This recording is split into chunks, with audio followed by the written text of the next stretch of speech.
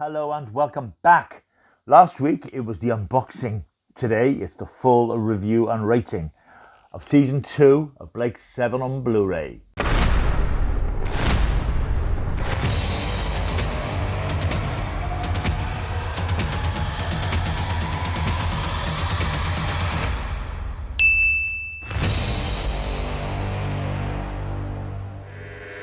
Hello and welcome back to my world of stuff. My name is Paul Mount. Yes, it was a week ago that my Season 2 Blake 7 Blu-ray box set arrived courtesy of Mr. Zavi, and if you watched that unboxing video, and quite a few of you have, thank you very much, then you will remember that I said I'll be back later in the week with a fuller review and a rating of the set. It's taken me a little while to be able to do that. It's now the following Monday. I've had lots of stuff on in the last week or so, the usual excuse, but I just haven't had a chance to go through the set as thoroughly as I wanted to. I've done all the special features, the new special features, and I'm working my way through the episodes. I have, appropriately enough, watched 7 episodes of this particular set, and I thought I would come back now and do a review just to give you an idea of what's in store if you're still waiting on your set, if you haven't ordered it yet, or if you're waiting for payday or Christmas or whatever. So you know broadly what's in store. No spoilers, apart from maybe 1 or 2 spoilers in relation to the episodes. So if you've not seen Season 2 of Blake 7 before and you're waiting to tuck into it, there may be a couple of spoilers here, so beware. I'll try to shout out spoiler if I'm coming up to anything fairly significant. But mainly the purpose of this review is to rate the set as a product, as a piece of Blake 7 merchandise, and also to talk about the new special features, which are always with these sets the main attraction, certainly for me, the main selling point, because I think if they were just releasing these episodes, and even the Doctor Who episodes, just on the Blu-ray discs themselves, I'd be less inclined to buy them, to be honest, regardless of the upgrade in picture quality, and in the case of Blake 7, fantastic new special effects. It's the documentaries and the features that really intrigue me, because with the distance that we have now from these shows when they were made in the 70s, it's possible to give an interesting perspective on the cast and the crew and the making of the shows and how they were put together. Because all these shows, including Doctor Who, these were very low-budget BBC productions, and the fact that they've stood the test of time and still have the incredible fan bases who will support them are a testament to the quality of the product and the integrity of the people who made these shows, wanting to make something that wasn't just filler and fodder, but they wanted to make quality television, or whatever you think about the way television was made in the 70s, very, very different to the way it's made today. There are certain shows which shine out as absolute beacons and landmarks in the history of television. I think that Blake 7, for all its faults, and the fact that it is ultimately a space opera adventure, is one of those landmarks in television, and I think that it's very well represented, and it's quite right that these new Blu-ray editions treat the shows the way they deserve to be treated, and they don't just present the episodes, but there are some fascinating features that look at the people who made the show. So that's particularly one I want to talk about. I have, as I said, started making my way through the episodes. I've had a chance to watch 7 of the episodes. In terms of picture quality and special effects and so on, these episodes look absolutely stunning. I mean, they really look as if they were shot in HD. They do fantastic work with the Doctor Who sets, of course, but this is on a par, if not superior to some of those sets, because these episodes look absolutely pristine and stunning. The pictures are vivid, crystal clear. The videotape, studio interior stuff looks really incredibly vibrant. The exterior scenes all look really colourful and atmospheric. And the new special effects. Every episode has new effects. The space effects have been stripped out, because some of those space effects in the early Blake 7 episodes, a couple of them are passable, but most of them are a little bit shonky. Although I think they were acceptable at the time. Now, you have to buff these things up a little bit, and they don't do it with every Doctor Who story, because the Doctor Who stories have different visual effects demands. But I think with Blake 7, which is a show which has so much space action, I think it's important that the effects are updated. Don't worry though, if you're an aficionado and want to see the originals, you can watch the original versions too. When you watch the episodes, there's a little toggle for new visual effects on or new visual effects off. So you can watch the original versions or you can watch the new ones. But the new effects really are superb. There's some really excellent space model work here. It's probably a mixture of model work and CGI. It's very hard to distinguish, but the models look fantastic, and it really ups the show's game in a way, because it was very often the case that you'd be engrossed in the drama, then you'd have some shonky CSO spaceship effect. That's all gone now. It's all replaced by new glitzy 21st century type special effects sequences. I was particularly struck by a sequence in the very first episode, Redemption, which is the episode that resolves the cliffhanger from season 1, where Zen has broadcast to Blake and his crew aboard the Liberator an image from the future of the Liberator being destroyed, blowing up in space. That's quite nicely resolved in a fairly standard Terry Nation episode, with lots of running around and exploding and pompous dialogue. But the effects here are really very good, because in the original, the Liberator makes its way to this huge space satellite, which is the home of the System, the race that's created the Liberator and Liberator type spaceships. And the effects are really very good. In one of the documentaries, they mention the fact that when the model shot shows the Liberator drawn into this System spacecraft, the effects people put in some stock footage of landing lights from Heathrow Airport to look like a sort of a runway thing. And it looked like what it was, stock footage of an airport. But they've gone the whole 9 yards here and created a new effect sequence of the Liberator being drawn into this huge space vessel with lights and effects. It looks brilliant. It looks great. And that really sets up the standard for all the effects that we get throughout the series. There's some really good shots of the Liberator traveling in space, suspended in space above planets, augmented effects for the planet sequences with just new bits that buff it up and make it look more expensive than it was. So in terms of the new special effects, I cannot fault them. I haven't got to the last episode yet, Star One. That will be interesting. And I think from what I've heard, the effects are pretty good here, because that's famously the scene where the Liberator faces off against a massive Andromedan space fleet that was largely made up of hairdryers and kitchen utensils. I imagine that's been considerably improved. I haven't seen that yet, but I hear that it is a lot better. So all in all, visually, this looks fantastic. These 13 episodes look stunning. They can never look better than this. The effects complement them fantastically. In terms of the season itself, the episodes, as I said, that I've watched so far, I think that, oddly, despite the fact that the entire first season was written by Terry Nation, and we tend to think of Terry Nation scripts as being a little perfunctory, a little repetitive. If you know your Terry Nation, you'll know that he returns to several different ideas and themes across his science fiction writing. But I think there was a certain confidence in that first season, possibly because it was new, it was building its world, it was building its characters.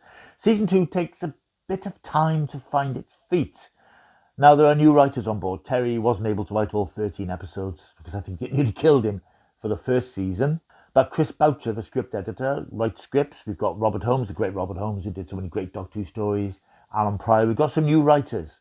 And certainly in terms of Chris Boucher, the script editor, I think he was certainly able to get into the characters perhaps a bit more than Terry Nation was able to. But the stories don't seem as compelling for the first few episodes. The second story, Shadow, which is by Chris Boucher, is a slightly schizophrenic episode which goes in sort of two different directions and never properly meets in the middle. Boucher also wrote Weapon, the third episode, which is an intriguing one about this new sort of deadly super weapon that Blake and Servalan and Travis are after. Again, that's quite good, but it's hampered slightly by some clunky dialogue. And the fourth episode is called Horizon. That's written by Alan Pryor. That involves, in fact, you could think it was a Terry Nation story, because it involves that old standby of people being enslaved and mining and digging things out of the ground. But it's quite fun. But the series sort of comes alive in episode 5, Pressure Point, for reasons that you will know if you're familiar with the series. That is a Terry Nation episode, funny enough. And it has that sense of adventure and action that perhaps some of the earlier episodes didn't have. And the most recent episode, which I watched, because I did watch one later in the run, was Trial. It's another Chris Boucher, and it's a slightly stodgy sort of episode. And again, this is something that Boucher seems to do on Blake 7. He has two separate storylines, two narratives running concurrently, and they never quite come together at the end. This features Travis being put on trial. Servalan is trying to get rid of him because he's let her down, and they become enemies after this. He's on trial, and Blake goes down to a planet and meets a very strange alien creature. But it's bright and breezy and colourful and entertaining.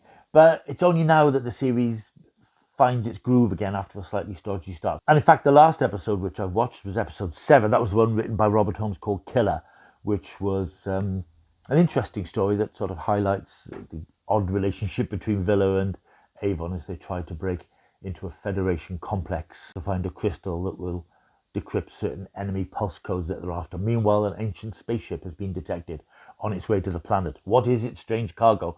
That was quite an interesting episode. I quite enjoyed that. It wasn't classic Robert Holmes in the style of his Doctor Who stuff, but it was, again, quite action-packed and quite lively. And I think, certainly for what I've seen so far, the back end of the series has got a bit more propulsion to it than the first half. So that's the episodes as far as they go so far, the 7 I've watched. So the special features, which, as I said, the thing that really most attract me to these particular sets. And I'm going to be controversial here, I'm going to say it. I think that the special features on this particular box set give this set a clean pair of heels against the most recent Doctor Who release, season 13. Season 13 is one of the great Doctor Who seasons. It's the classic second Philip Hinchcliffe, Tom Baker run, and it's a really good, bold, exciting run of imaginative stories. But I think the special features on there are very good, but they're not exceptional. There's that great documentary about Ian Marter. There's a nice feature with Toby Haydock taking Philip Hinchcliffe back to the locations. And there's a nice long chat with Graham Harper. But it doesn't feel very imaginative. It doesn't feel very definitive in a way. This set for Blake 7 is packed with stuff. Absolutely jam-packed. And the features, every one of them on here, they're very long. They're all about an hour and 20 minutes long. So you get your money's worth. They're all absolutely fascinating. And they really are on a different level, I have to say, in relation to some of the recent Doctor Who box sets. And the box sets are all fantastic. It's great to see these episodes looking so good. Special features are all really good, but they've really made an effort here. And it's probably because there are only 4 seasons of Blake 7, so there's more potential for doing these deep dives in these particular sets. The stuff we have here is just absolutely fantastic. Astonishing stuff. On disc 1, we have the documentary Liberation Series 2. This is nearly 2 hours long. It's longer than some films, but it is intriguing and fascinating because it's similar to the one in the first season. I assume we're going to get these for all 4 box sets now. It goes through the entire season, episode by episode, and talks to cast members. Now, as we know, sadly, there's only a couple of original cast members still with us, able to contribute to these sets. And they're here. It's framed by the idea of Sally Navette, who plays Jenna, Jan Chappell, who plays Callie, and Brian Croucher, who plays Travis in this series. Not Servalan, as I think I indicated at one point in my unboxing video. They come together for a glass of wine with a model of the Liberator, and they're reminiscing about their time making the series. But as we go through the season, it stops at every episode, and they interview various cast members and people behind the scenes. One of the video effects engineers, actors like Paul Shelley and Sheila Ruskin, who I haven't seen for years, incidentally, on TV. And they're talking about, very briefly, about their parts in these episodes. It's really in depth. You get a lot of background detail on this very long documentary, which doesn't feel long. It flies by because it just goes through each episode, takes its time. It's absolutely brilliant. It's a superb making of documentary. On disc 2, we get the first of 2 in conversation pieces where Matthew Sweet, who does such good work on the Doctor Who sets, he talks to Brian Croucher, who, as I said, plays Travis in this season. This, again, is about 80 minutes, and it's absolutely fascinating. And it really is interesting to hear from these people talking about their lives in depth, because there's a lot more to Brian Croucher than Blake 7, as there is to any actor in any TV series. And he talks about his time on Blake 7, the issues he had with one of the directors who really disliked him. But he talks about his life and his times and his career and his life being brought up in London and his career and his brief flirtations with criminality. It's really interesting to watch, and it is particularly fascinating because Brian Croucher now is in his 80s, very sharp, he's got a fantastic memory, but it's so nice to have this permanent record of an actor talking about his life. It's absolutely fascinating. Disc 3 has part 2 of Kevin Davis's Making of Blake 7 documentary. These were made for the original DVD releases back at the end of the 90s, early 2000s, but they weren't able to be released for various reasons, and they're now presented here in full. Really interesting, fascinating. It is great to see people like Gareth Thomas and Paul Darrow, no longer with us, Jacqueline Pierce, talking about their time in the series. The only point I would make is that many of the extracts used in here have been used in the Liberation documentary, so there is a slight bit of repetition, but there's a lot of stuff that isn't used elsewhere, and it's just a really nice chance to see these actors in their prime talking about their careers in this popular cult TV show that for them was just a job they did for 4 or 5 months of the year, but has gone on to outlive most of everything else that they've done. But it's an interesting piece, even though, as I said, there is a bit of repetition. There's also another fascinating piece here. This is Toby Haydock talking about David Jackson, who played Gan in the first 2 series of Blake 7. And he does this by way of meeting up with David Jackson's son, Stuart, who is now a professional opera singer. And, wow, talk about two peas in a pod. His son is pretty much a dead ringer for his father. He's a big man and he's got that sort of square jaw, and he's very sensitive, though, a very sensitive man. And the structure of the documentary sees Toby visiting David Jackson's widow, Anne, and along with Stuart, they go through photograph albums that Anne put together during the pandemic. David's clippings and reviews and photographs, and she's put them into scrapbooks in a sort of chronological order. And the three of them just sit at the dining table, just flicking through these pictures, talking about them and reminiscing. And there's reminiscences fed in from other people, family members and friends, and so on. It's a really lovely, touching tribute to a man I didn't know anything about. I didn't know anything about David Jackson. I've seen him in other things. Recently, I've seen him in other TV shows, classic TV shows. But I knew nothing about him as a man, as an actor, as a family man. And he comes across as a really lovely, gentle giant, as many people so often called him. And there's a very touching moment at the end where it all becomes a bit too much for his son. The reminiscences are too much. And that shows the humanity behind these people. We watch them on the screen and we enjoy their work. But they are people with families and friends and emotions, and it's a very lovely, touching sort of look back at the life of a man who's been underappreciated. Disc 4, however, is where the magic is. I mean, this is all good stuff, but Disc 4 has the Jacqueline Pierce tribute called, appropriately enough, Maximum, and it is fantastic. Again, this is about 80 minutes long, and again, Jacqueline Pierce is somebody we don't know a lot about. I mean, I read her autobiography a few years ago, which is quite eye-opening in places. I actually interviewed her. I spoke to her on the phone about the time the book was coming out. I may have mentioned this before. I interviewed her and then I got the book the week afterwards. And if I'd got the book before I'd interviewed her, my interview would have been very different, because I was just talking to her from what I knew, which was her work on TV from Blake Seven, a Doctor. I didn't know about her life, and I could perhaps have asked much more interesting questions. But anyway, that's by the by. Fascinating woman. This is a fascinating story about a woman who had a sort of troubled life, but lived it to the maximum. She really enjoyed her moments of fame. She lived way beyond her means on most occasions. She was very often homeless and penniless, but she had great friends and she had strange relationships, and she had an incredible life, really.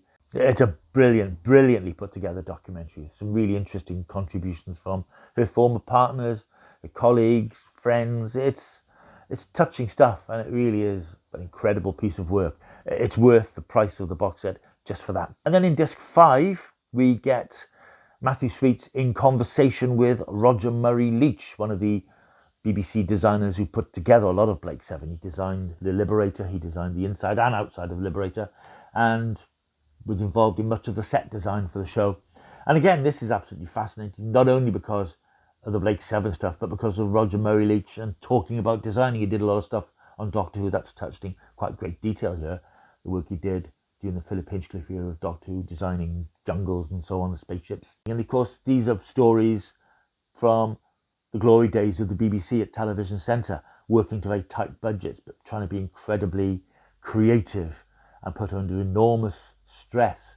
It's fascinating to hear all those stories about the old days of the BBC, and then his career afterwards when he went on to work on feature films and so on. Again, a guy who's in his 80s, so it's a fascinating record of important contribution, not just to Blake Seven, but to film and TV in general. Really interesting stuff. So those are the main new special features. In fact, those are all the new special features. Disc 6 has commentaries and various other bits and pieces that have been, I assume, ported over from the DVD set. I will also point out, in fact, I think I brushed aside the commentaries when I did my unboxing, but there are actually new commentaries on here. I only realised that when I accidentally put one of them on. We've got, I think for the first episode, we have Toby Haydock with Matt Irvin, Sally Navette, and contributions from David Maloney and Chris Boucher. So there are new commentaries as well as old commentaries that presumably are the historic ones.